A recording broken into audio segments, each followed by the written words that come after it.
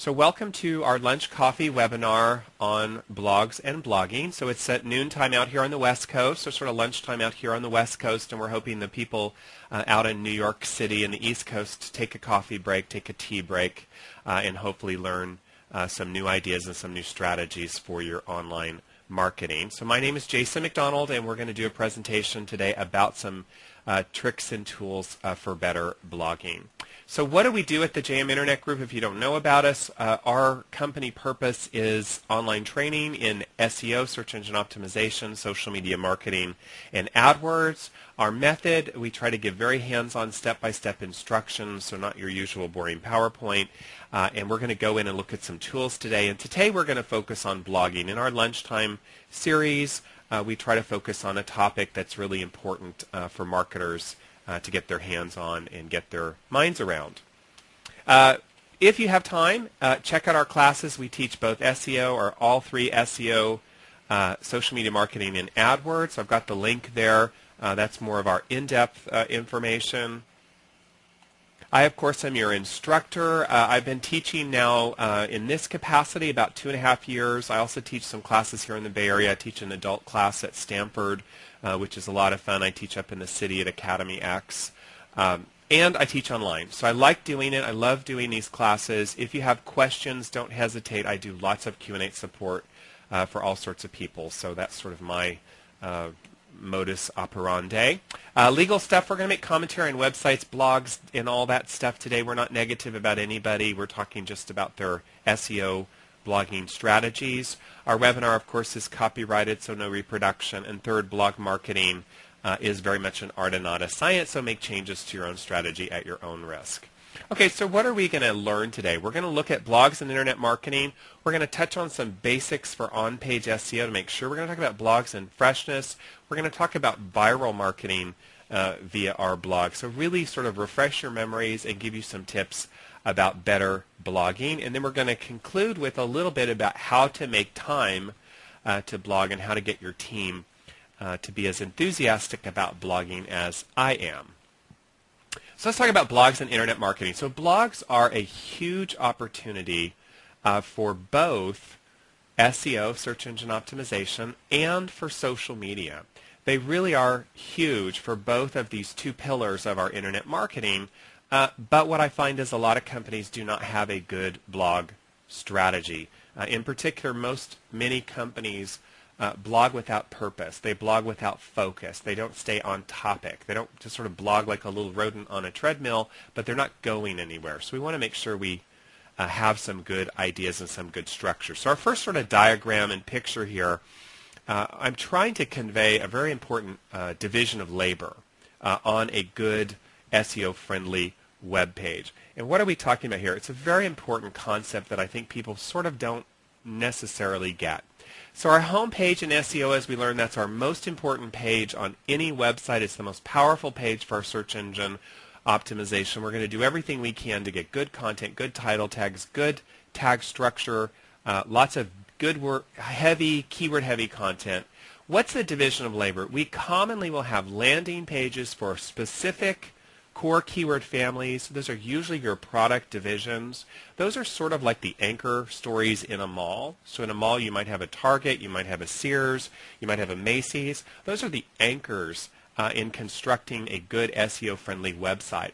The division of labor is that the blog is a great opportunity for your long-tail keywords, so you can churn out a lot of content on very narrow, very specific. It's a great opportunity for industry buzz. Every industry has different themes and trends. It's also a great opportunity for improving the website freshness. So you want to think about the division of labor between your blog and your regular landing pages and think about using them effectively. So I wanted to draw that diagram because I think a lot of people don't have a good division of labor.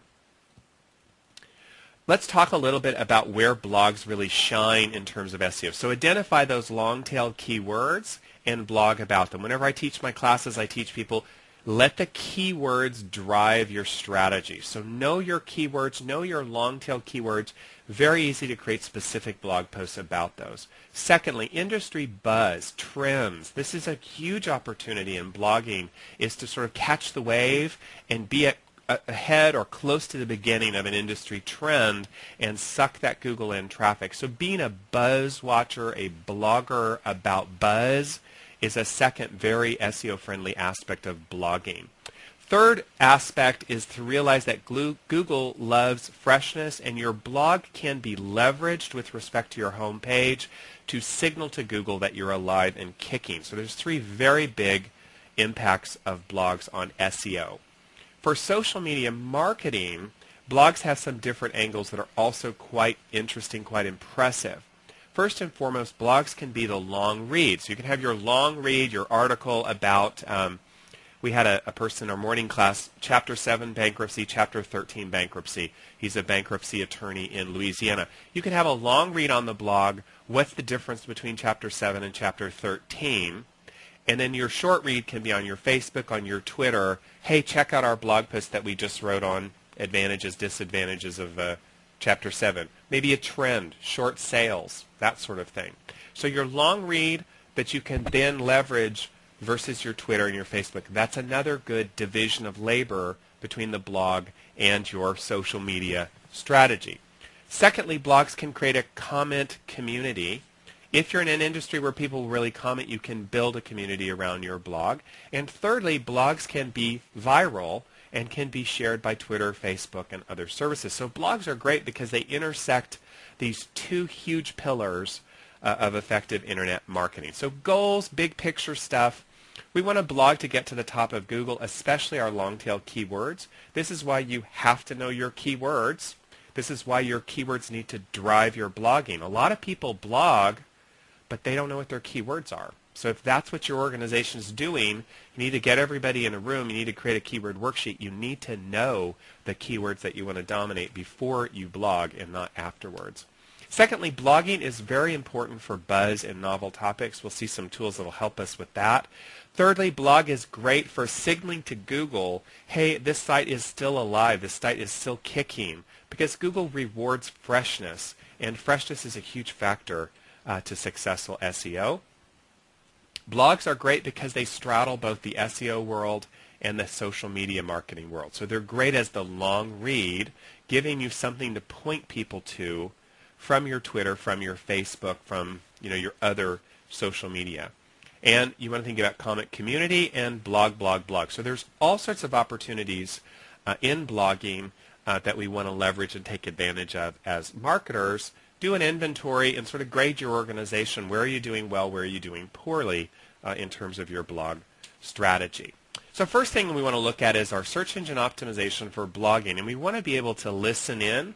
What are people talking about? Where is the buzz? We want to think about that as we construct blogs that are SEO friendly. So first step of all social media and really of all SEO is the two little B's, right? We've got to listen into the buzz. We've got to find the buzz. And there's some great blog search engines that will help us find good blog examples.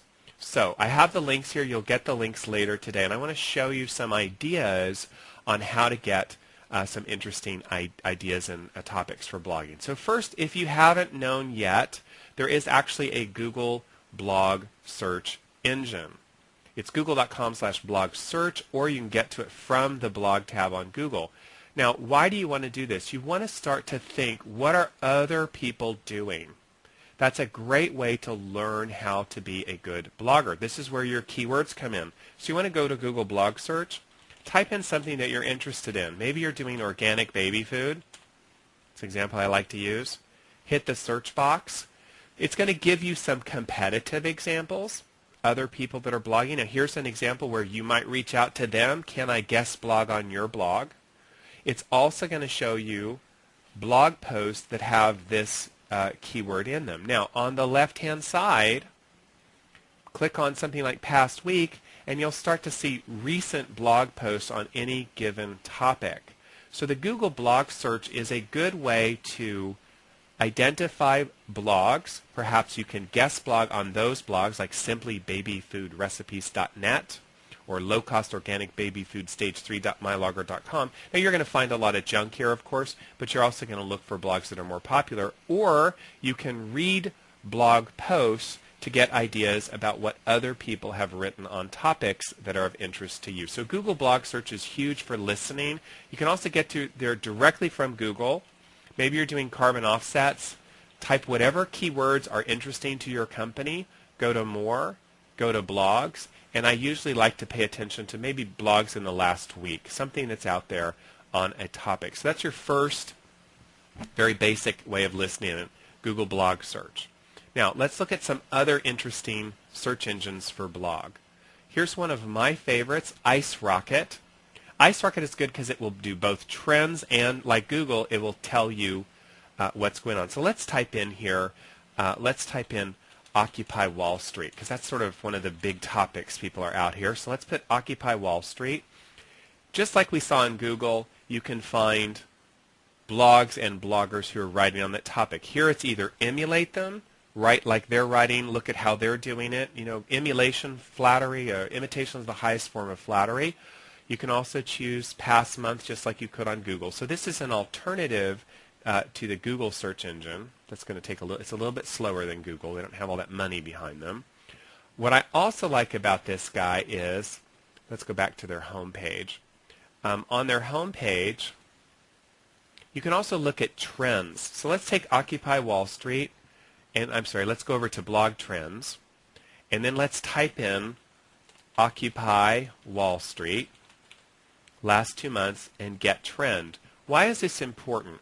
We want to be a trend watcher as we're blogging, because the quicker you are to capture a trend, if you're the first blogger who talked about Occupy Wall Street, or you're the second or the third, or in this case, even if you're in the top 100, you're going to pull in those links, you're going to pull in that specification on Google, you're going to catch that wave. So IceRocket is great for looking at trends, and you can see Occupy Wall Street is clearly a huge trend taking off. Now this is a political trend, but you can do it with other trends out there. It could be Juju pets, it could be taxes. There are lots of things you can do. So the trend tool in IceRocket is very good for starting to monitor trends. It also reminds us blogging is very trend oriented. It's very news oriented. So I like that for that reason. Now let's open up Technorati. These are very popular tools. Again, you can search Technorati. It's more of a techie, ultimately I think techie service, but it does search the blogosphere. It has a great directory of the top 100 blogs. So as you're blogging, I think people get in a little bubble. Look at other blogs for ideas. Look for blogs in your keyword communities. Technorati will actually rank blogs by importance. So those are some tools just for getting to this whole listening. We've got to listen in, and we're looking for blog examples to emulate. We're looking for themes and keywords, and we're paying attention to buzz. So humans are a lot like those bees. We buzz. Right now we're all buzzing about Occupy Wall Street, things like that. Let's talk about keywords. So SEO, as I'm sure you've figured out by now, is keyword driven. So if you're going to blog for SEO, you had better know those keywords. So you need to know the popular keywords, and this is where the trending is so important to blogging. Sure, you can tell what is the search volume and value over a keyword using tools, but blogging has a lot of trending. You want to be the first to blog, because Google rewards that first content, and then people sort of bandwagon on it. So think about, so I have a surfer picture here. Think about catching a wave for new terms in your industry. What's one of our takeaways? You've got to be quick. Just like when you're catching a wave in surfing, right? You don't want to see me surf. I'm not very good at it, but you've got to catch the wave to do it. So you've got to be quick. You've got to be first out of the gate. So this is important. So we want to look at some tools for looking at keywords and keyword trends. So I'm not going to spend a ton of time on some of these. Your granddaddy Google keyword tool, make sure that you use it. Just, here again, take a topic that's interesting. Carbon offsets. Whenever you start a blog post, think about your keywords and look for those volumes and values. Sort those searches by what's the more popular searches in the United States, and target that. I'm trying to get that to click over. Target that for what people are looking for. Carbon offset credits, buy, how to buy. So there's a great blog purchase, or blog idea, how to buy. So this tool, granddaddy of all our keywords, but it doesn't really give us trends. There are no trends in this tool. How do we get to some trends? Some ideas. Google Insights for search. Here's where you can take something, carbon offsets, hit search, and you should be able to see. You can see when it's spiked and it's declined. So you can take a trend. You can do that over a time period. You can do it over a geographic area. Now, it does tend to break down when you get to low volumes. So you can't necessarily do it just for Canada, just for Australia, but you can play around with it. Now, there are a couple other cool things you can do with Google Insights for search. You can compare and contrast two search terms. You can put in buy gold, add, buy palladium or buy silver, and you can compare, and you can kind of see what are the different search volumes, and do they go, it's sort of like watching a stock. Now, at the bottom, you may not nobody goes below the fold, right? Be a Google detective. Go below the fold, and what do we start to see here? We see some great examples of what's going on, top searches and rising searches. Price of gold. So you start to see, I don't know what RS gold is. So it does give you some ideas of those trends as they're breaking out. Now, it's very dependent on good volume. A couple other ideas on this guy. Let me clear this, if I can. I'm just going to close it so I clear it. Now let's go back and let's look at Insights for Search.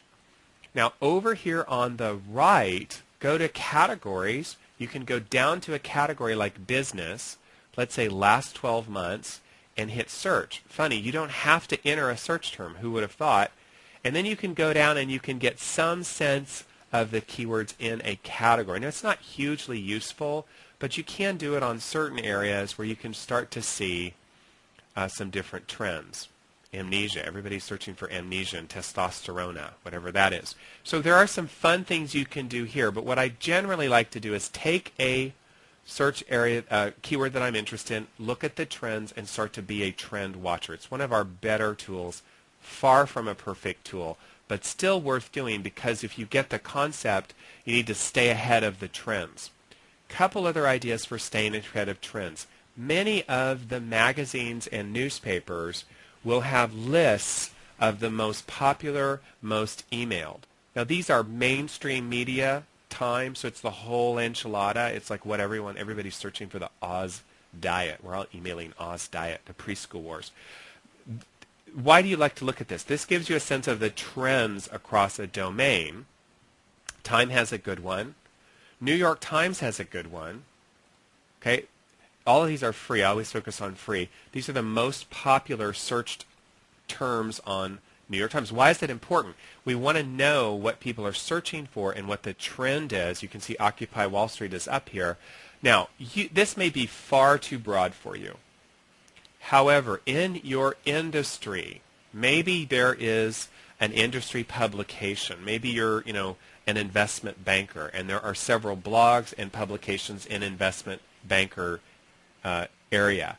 Pay attention if any of those websites, portals, blogs are giving information about what people are searching for, and then bookmark those over time. So you want to bookmark your industry pubs looking for trends. So become a trend watcher. Use Google Keywords tools. Use Insights for Search. Look for magazines or pubs or blogs in your industry that publicly tell you what people are searching for. So that's the SEO. Now, as you're creating your pages on your blog, you need to follow the best practices that, of course, we teach in our classes on on-page SEO. So the keywords got to go in the title, the meta description. You've got to double check your CMS system or install a plugin. So let's look at WordPress, and let's look at some examples of how to do this. So WordPress.org, sort of the dominant blogging package. So let's look at a blog post that I wrote. So here's our blog in WordPress. And let's look at this one over here on fake reviews on Google Places. So I'm a trend watcher. This is a huge trend, fake reviews. It's an enormous wave that's about to deluge the review sites. And I'm pretty good at watching trends. Mark my words. In another year, this is going to be a huge shakeout of how these reviews work. So people are really starting to Google, buy reviews, get reviews, fake reviews, this whole thing. I actually was solicited to become a reviewer for sale the other day. It was my first big solicitation on that.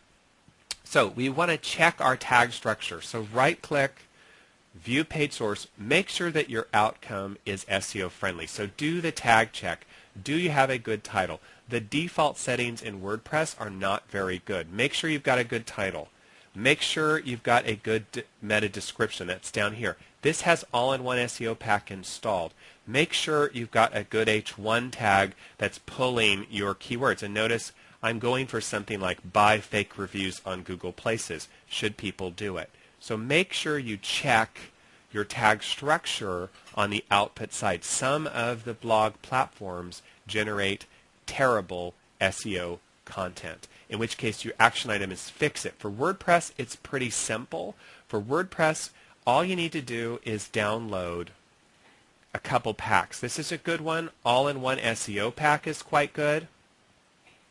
Another one that's good, I have not used it personally, but I've heard a lot of good things about it, is Yoast. So these are packs for WordPress that at least structurally get your blogs out there so that you can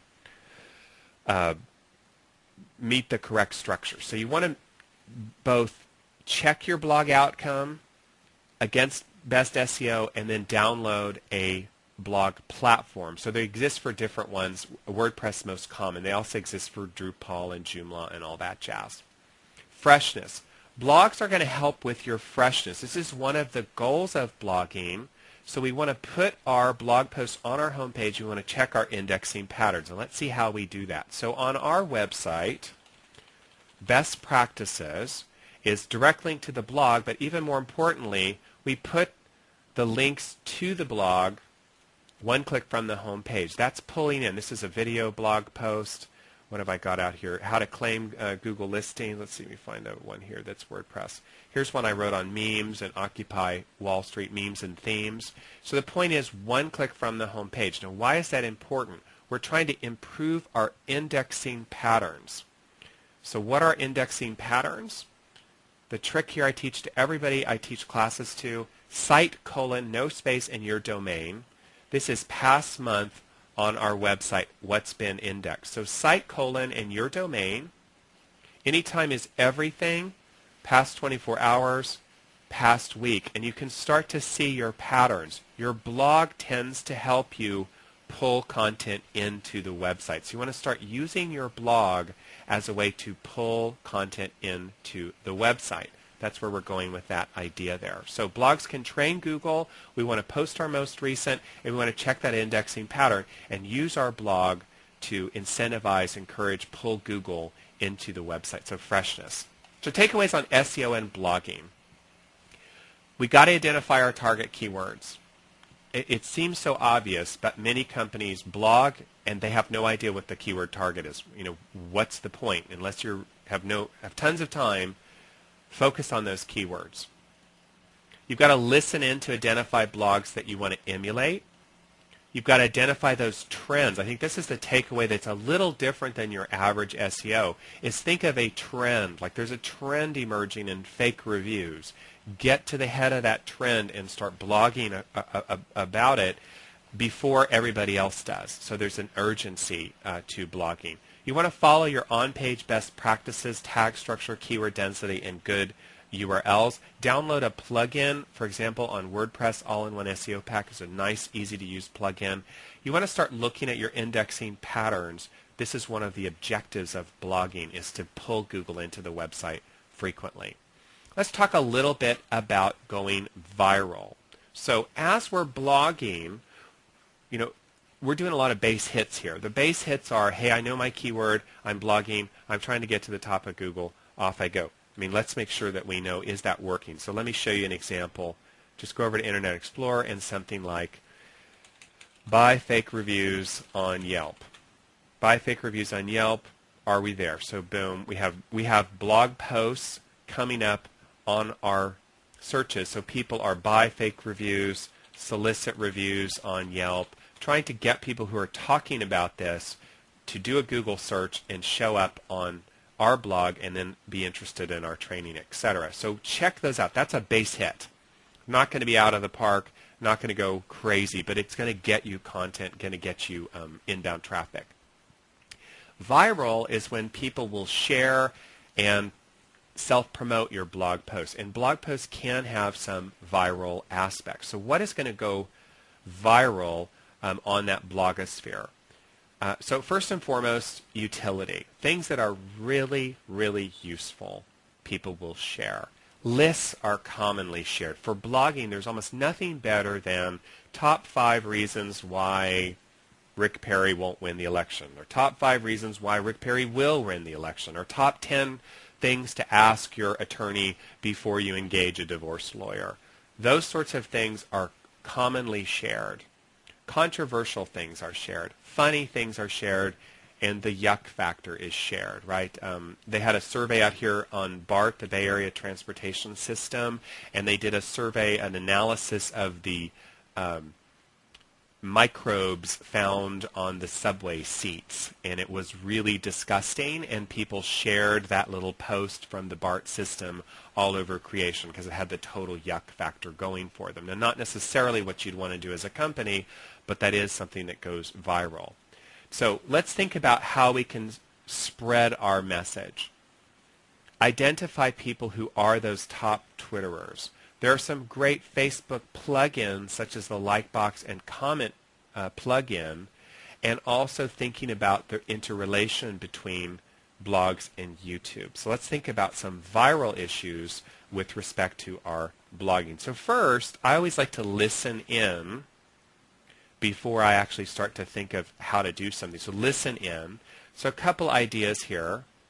Some very favorite search engine techniques. So Bing.com/social is one of my top 10 tools. This is where put in your keywords, carbon offsets, and start to pay attention to links that are going. If there aren't anything there, let's put in something that's probably going to have some links. Let's just put in free. When you put in something free, you'll see shared links. You can actually click on shared links, and you can see what links are being shared and how many people are sharing the link. Why is this important? You want to see what people share in your community. Let's put in here maybe like Mexican food. Maybe we're a Mexican restaurant. Let's put in Mexican food and see what people are sharing. So start to think about that. You're not always going to see it, but the point here, and look at the trending topics. So Bing Social gets us to this. What are people sharing? What are trending topics? Again, they're going to be more the mainstream, but you can use Bing Social to get to some of your shared linkages and look in. Reddit and Newsfind, if you haven't looked at these guys, very interesting. These are services that people vote up and down, very much, kind of the language of the street. I'm not going to point those out on the screen. You can fill in the blanks. But they're very much the language of the street, very much the masses, but they do give you some sense. And you can search Reddit for something like organic food and get some sense of what people are sharing. Now, they're not going to have a ton of shares on a real specific topic here on Reddit, but it does give you a sense of what are people likely to share. So I like to use Reddit just to get a sense there. Newsfind is sort of a competitor. Also gets you, here's a link to the top of Newsfind. What are people sharing on the web? What are they voting up on Newsfind? So these are things that are emerging, more mainstream, not so much a specific industry, but a lot of food for thought there. Viral emails. This is a fun website that shares, it shows you emails that people are sharing. I don't know if you get these. I get these all the time from my mom. She sends me, hey, did you see this funny, 12 reasons why you should never have left Oklahoma? And they, send that through to remind me how the houses are like half the price. So the point here is this is a little window into the human psyche. What are people likely to share? So if you want to have a joke, read this guy, The Male Fairy Tale. It's actually quite funny. Think about that within your industry. Your industry may be quite a bit more boring than the average sort of thing, but it's funny and it's interesting. So that shows you what is being shared. Let's talk a little bit about Facebook and the different buttons. I don't have enough time to go in every detail here, but Facebook like button versus like box, I actually have a video that compares and contrasts those. It's on YouTube. It shows up on page 1 for this search. So you might want to take a look at that. There are some very interesting, on Facebook, there are some very interesting plugins on Facebook. The like button and the like box. Let me just show you a little bit of how this works. NewYorkTimes.com. Go to any article. You will see somewhere on the article it should say share it. I'm getting lost a little bit. Maybe I went to the blog. I don't want to go to the blog. Let's go to something that's not on the blog. You will see somewhere on here. Here we go. Recommend. That is the like box on a like button on Facebook. You can enable that on your blog. It allows people to recommend your blog posts. That's one great idea. On LATimes.com, sort of the competitor, the West Coast competitor, what they've done is on LATimes.com, you can comment using the Facebook comment plugin. It also is a way for your blog post to go viral through Facebook. So check out LATimes.com, check out NYTimes.com. One is using the recommend button. One is using the comment plugin. These are ways to hook your blog up to your Facebook and try to encourage viral sharing. And I have a little YouTube video about some of those ideas. So that's an example. Here's the link actually to the plugins, by the way, and that'll be in the links later today. Finally, let's think about what actually goes viral as a blog post. So this is a great example of a blog post doesn't have to be pure text. This is a post of funny signs from, here's the librarians, funny signs from the Wall Street protests, all strung together as a post. It's gone viral. People are sharing this across the web because it's funny, and it's also talking about this phenomenon of Occupy Wall Street. So think of something that could be humorous in your industry, write a blog post about it. Some of those will go viral. So that's another example. That's what I call sort of hitting it out of the park. So your main SEO is your single keyword topic, where you're just focusing on a very narrow search and you're going to get some SEO traffic. Your viral is where you're going really to try to hit it out of the park. You're going to try to get those big shares through identifying people who are those top Twitterers, through things like Facebook plugin, through doing SEO linkages over to your YouTube. So takeaways on your viral. You want to think about what goes viral in general. So start to pay attention to what's actually going viral, because that's going to give you a lot of ideas for your particular industry. I talked to a photographer last night at my Stanford class, and she said, oh, what can I do? I said, look at that post on the funny signs from Wall Street. Can you imagine if you were the photographer and you took all of those photos, and on every one of those photos it had a little watermark that said, Sally Jones Photography? Then that goes viral, and sure, a lot of people are going to see that, but some of those people might see and go, oh, that's an interesting photographer, let me check her out. So think about leveraging your skills into your blog that might go viral. It's going to vary based on your industry.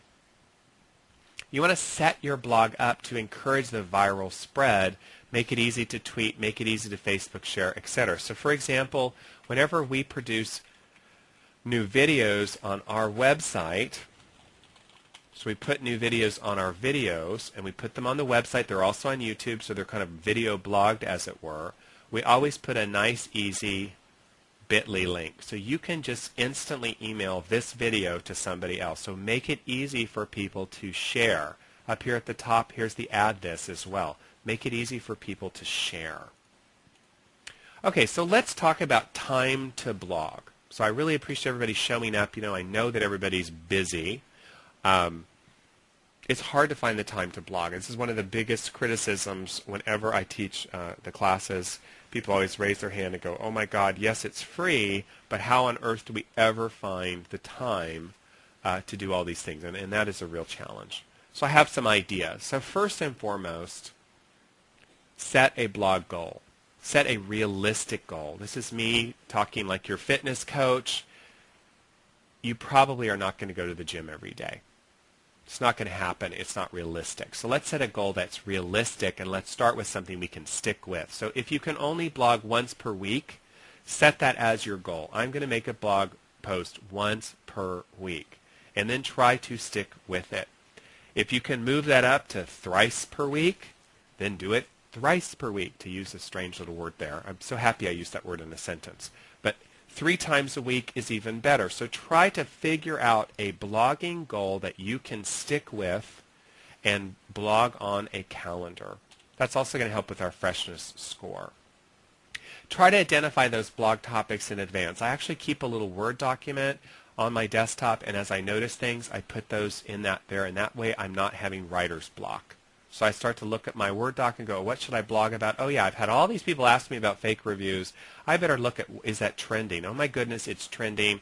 Time for a blog post. So think about writing your topics in advance, keeping some sort of list of topics. If you're in an industry that has seasonality to it, maybe you're a tax attorney. So people, February, March, taxes are really important. That's when they really start to think about that.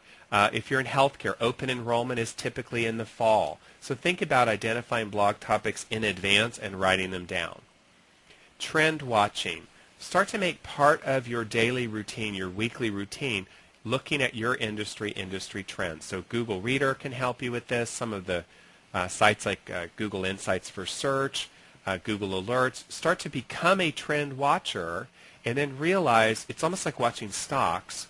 They go to that inflection point. We saw this. I love this Wall Street protest because you can see the inflection point that's happened. First it was 3 protesters in New York City, and then it was New York City, and now it's like every city in the country, people are kind of going crazy. So it's a big trend. It's a fad that's moving through the blogosphere. So become a trend watcher and be ready to blog on those trends.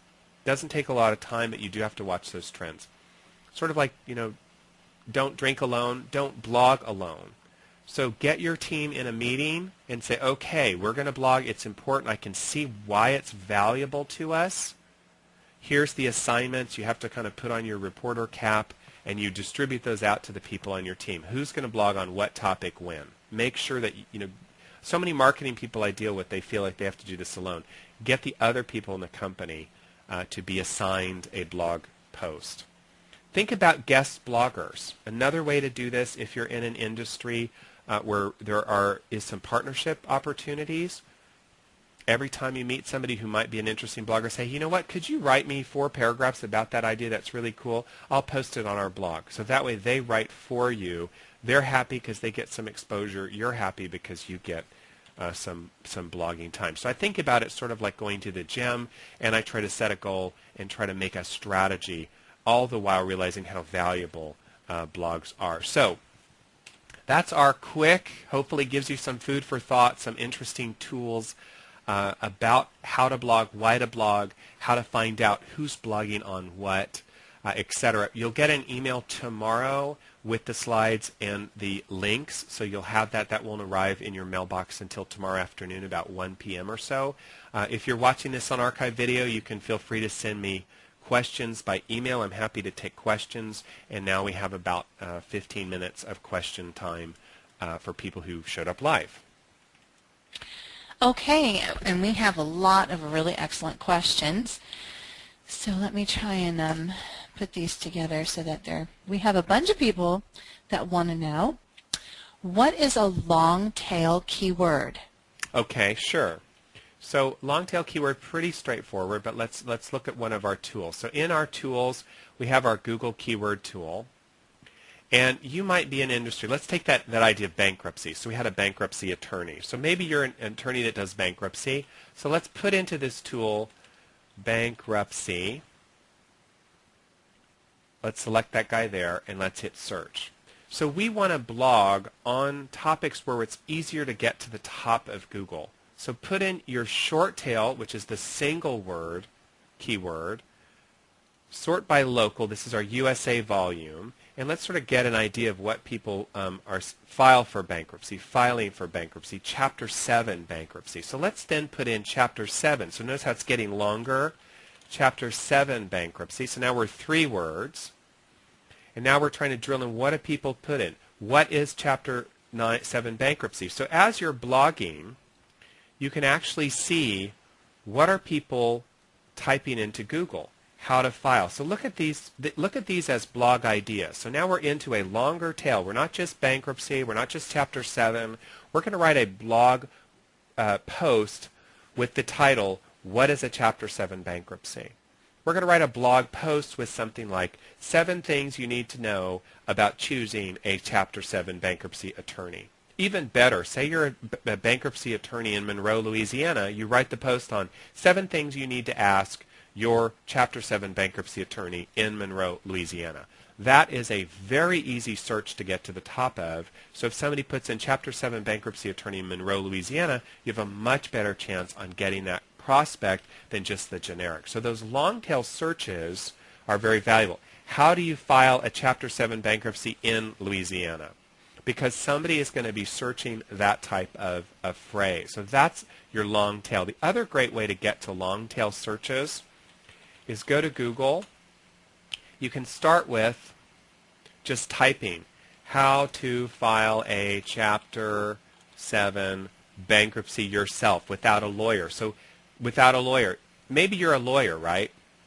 You might write a blog post on how to file a Chapter 7 bankruptcy without a lawyer. You've got to think a little sneaky here. You write the blog post on how you do it, and then you recommend this is not for the weak at heart. You'll do better if you use an attorney. So that's another way to get to this. It's much easier to get to the top of this search than just a generic short tail search, Chapter 7. So you want to focus on those long tails because riches are in the niches, and Google has some great tools. The other way to do it is go to More Search Tools, go to Related Searches, which is down here somewhere, and again start thinking blog. I mean, this is where blogging is so much related to.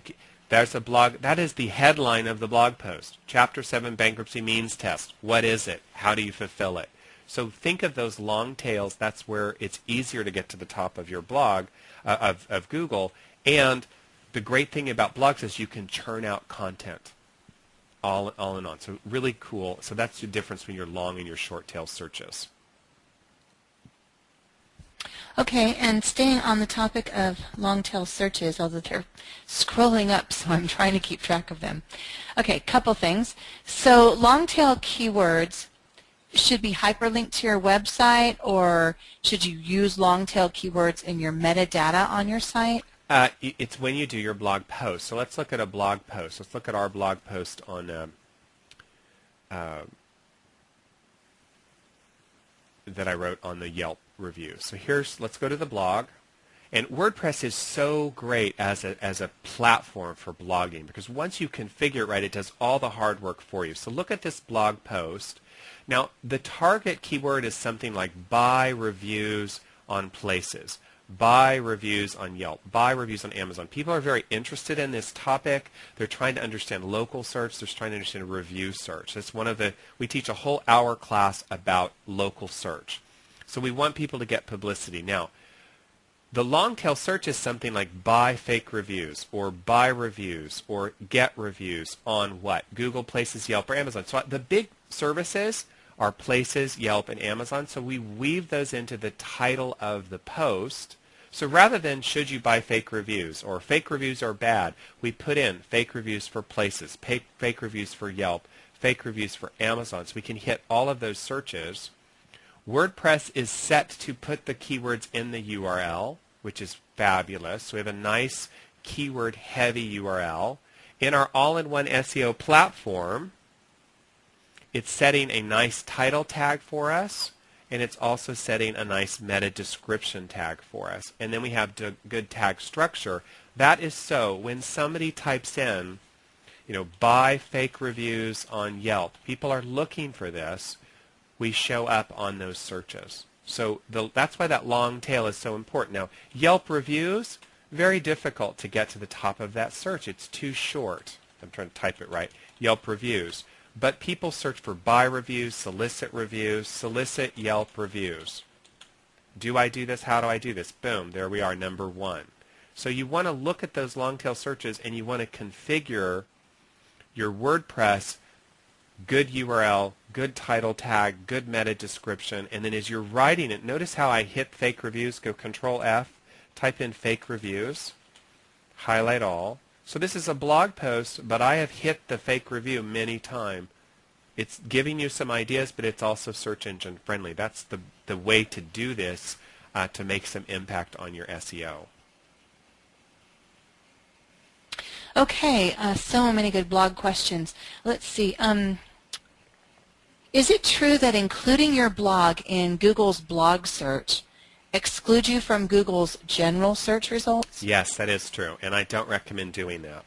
What they're talking about here, unless you're Huffington Post, unless you're somebody who people are avidly reading your blog, 24 hours a day, I do not recommend submitting your blog to Google as a blog. It's it's counterintuitive. So notice how we're on the main Google page here, and we did, this is a common search. Should I solicit Yelp reviews? How do I do this? What are the pros and cons? If I had submitted my blog to Google, it would actually be stuck on the blog tab, which most average searchers don't use. So I would not submit it here, because once you submit it, you do tend to get stuck on this second page. You can see they're shifting it. We're on both here, but if you formally submit to Google, then you're going to do that. Somewhere I have the link. There is a link to do that, but I generally would not formally submit my blog to Google. Google will be smart enough to figure out it's a blog by the directory, by the rapidity with which you post, by the one click from the home page, and really the money in search engine optimization, the place to get is these top search results on the natural. Very few people even know. I mean, do a poll of your average customer. Do they even know that they can do this? Not many people do. So many people do not go to that level. So it is true, in my experience, I would not submit my blog formally to Google. I would try to stay on that first page. Okay, let's see now. What is the difference in blogging and writing articles? None, really. So conceptually, let's talk about that. I mean, I think we all get a little hung up on names here. So let's just look at our website. So really, officially, blogging, so we have a blog, right? Our blog is informal, quick posts, don't have to be really, really, really long, very off the cuff. The great thing about blogging is you can do this in 20 minutes. This is just, I was reading about Occupy Wall Street. I thought this is a very interesting marketing exercise. It's on our topic, social media marketing, and they're clearly using lots of social media. So this took me half an hour to write up my opinion, my thoughts about it. It's not a well-researched article. It's Jason's thoughts about Occupy Wall Street and its marketing.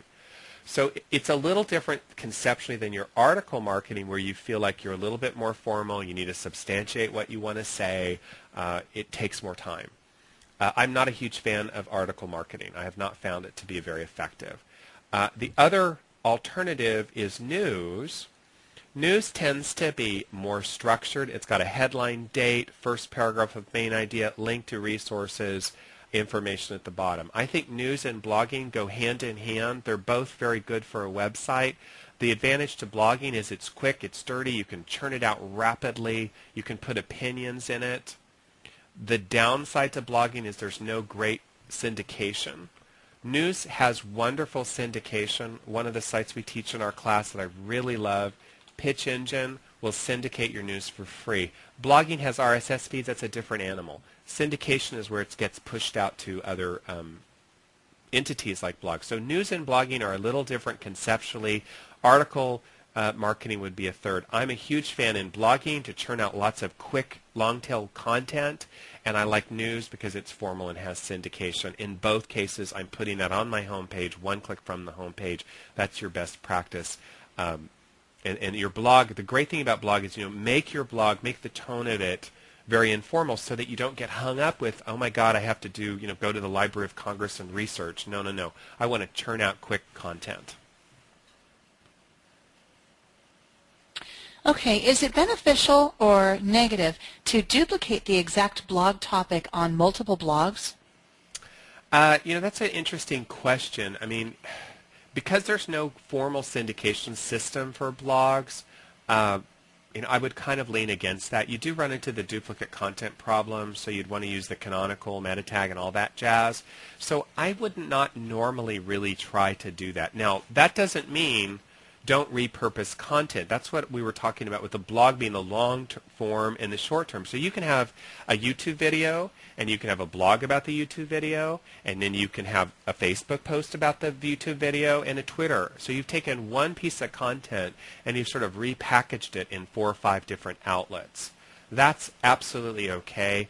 I wouldn't necessarily create 17 blogs with all exact the same content. I don't think that's really that interesting of an idea. But I would think about repurposing content. So every time we create a YouTube video, I try to create a how-to article that goes with it, and we create a news syndication about it, we create a video page. So one little post has 4 or 5 different ways that information is portrayed. That's very important. Repurposing content is very important, but they're all a little different. They're not all exactly the same. Okay, is it good to blog on blog sites like Blogger, or that doesn't really help because you are out of your domain?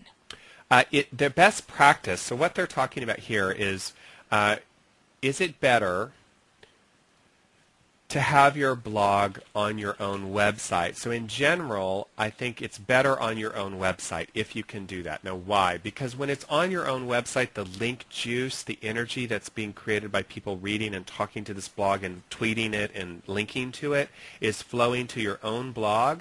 It's on your own domain. So the link juice is flowing into this blog to the extent that people link to the posts, and that's going up to the domain. That's elevating our domain authority. So your absolute best practice is definitely to put your blog on your own website.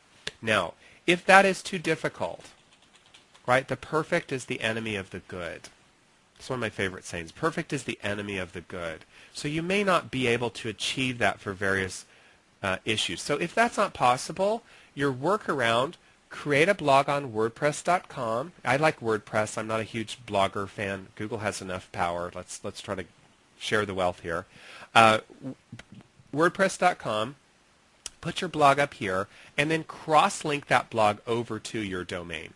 Not quite as good, but you can still have a quick and dirty, easy blog that you can launch for free on WordPress.com, and then you can create links back to your actual web page in your blog post and on the blog itself. So that is a little bit less good, but if this is what you can do, then do this. Do something. It's still valuable to do that if you can't put it on your website. The difference there, WordPress.org is where you go get the software for WordPress to run on your own system. WordPress.com is a free platform.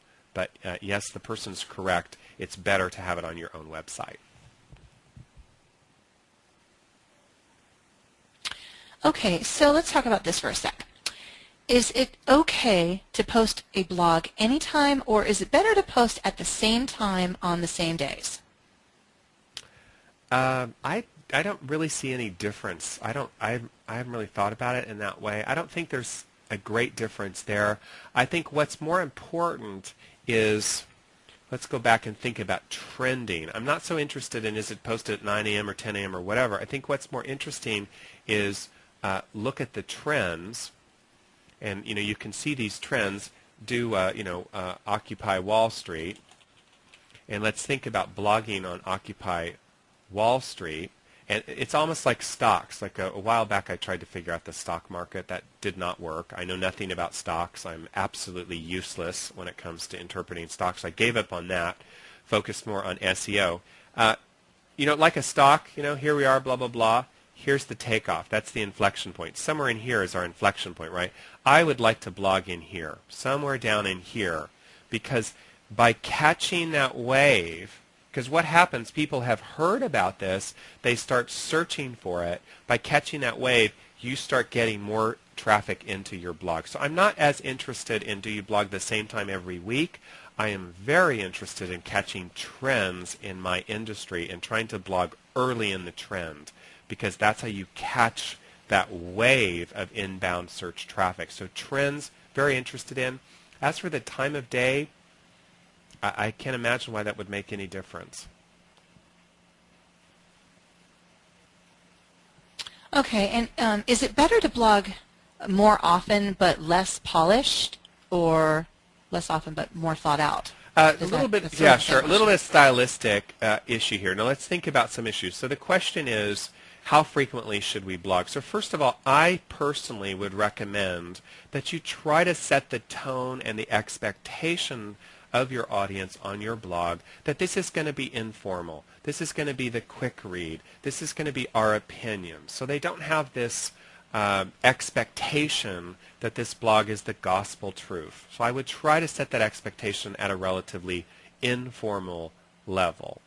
Then, once you've got that expectation set properly as you're working with your community, then I think it's much better to try to create lots of blog content. So in terms of that original slide that I had when I started, like somewhere up here I have a slide about this, the division of labor. So your blog is short, sweet, timely, informal. Your landing pages, your product pages, your news pages, those are your more reserved, the facts have been checked, etc. So I would try to set the tone. Then I do think quantity is much more valuable than quantity. The division of labor is the blog is quantity, the blog is quick, the blog is not totally worked out. Second thing is website freshness. We're trying to use our blog to tell Google we're alive. We're trying to set a good indexing pattern. So you're much better off blogging once per week consistently than blogging 6 times in this week and then going dark for 6 months and then going 12 times in that week.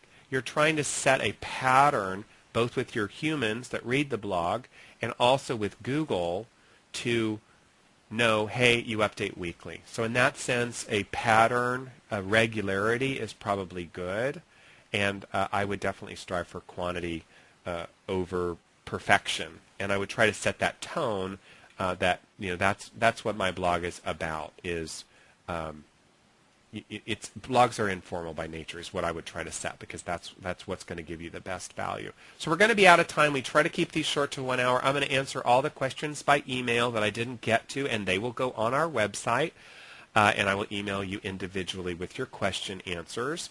Thank you, everybody, for showing up. Thank you so much for answering the questions we had about what topics people are interested in, and thanks for those who passed this message around to their friends and colleagues. So other people could participate and learn. Our next one coming up is going to be on Google+. Noelle's going to tell us a little bit about what's coming up on our calendar, and off we'll go. Okay, so yes, let's just get right down to our calendar. All right, so we're going to be doing our next, every time I've spoken today, the phone's rang, Jason. That's so funny. Anyhow, we're going to start our next session of paid trainings for SEO, December 2nd. Our next free lunch coffee webinar is going to be November 15th at 12 p.m. Pacific Time, 3 p.m. Eastern. It's going to be on Google+ and Google Social Search. We also are going to be starting our social media classes, including local search, as well as our AdWords classes. Those are both going to be offered up in November, so those are coming up as well. And finally, for those of you that have not taken this class before, we're offering our top 10 free tools for SEO tomorrow, October 14th, and there's still time to get registered. For all of these, actually, if you go to our website at jm-seo.org, and you click on the schedule button on the left-hand side, you'll see all of the different classes that we offer. If you click on the free webinars, you'll see those as well. But there's still time to sign up even for the one tomorrow. We would love to have as many of you join us as possible. Jason will be answering all of your questions. There's a lot of them, so he will be answering them via email. You guys have been a really great group of people, a large group of people, so it's always fun for me to see, how many I can actually talk with at the same time. So that's always fun. I hope that you enjoyed today. You will be getting your email tomorrow so that you can view the archived version at your convenience, and then do call us or reach out to us if you have any questions. So until next time, take care. Have a great day. Thank you, Jason, and we are off for now.